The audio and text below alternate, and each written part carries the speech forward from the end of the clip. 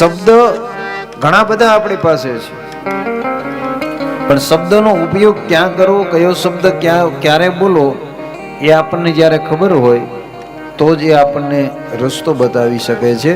એટલે વાણી છે ને એક મૂડી છે. વાણી બ્રહ્મ છે, શબ્દ બ્રહ્મ છે. અને જે શબ્દનો જેને ઉપયોગ કરતા આવડ્યો છે એ વ્યક્તિ ક્યારેય દુઃખી છે. અને જેને શબ્દનો ઉપયોગ કરતા નથી આવડ્યો એ વ્યક્તિ હંમેશા દુઃખી છે. એટલે જીવનની અંદર હંમેશા એક વસ્તુ યાદ રાખવી કે શબ્દ જેના સારા હોય ને એની પાસે બેસવું, એની પાસે વિચારધારા પ્રાપ્ત કરવી.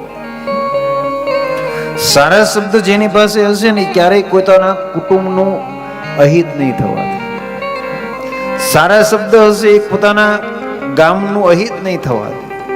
સારા શબ્દ હશે એ ક્યારેય પોતાના પરિવારને જુદો નહીં પડવા દે.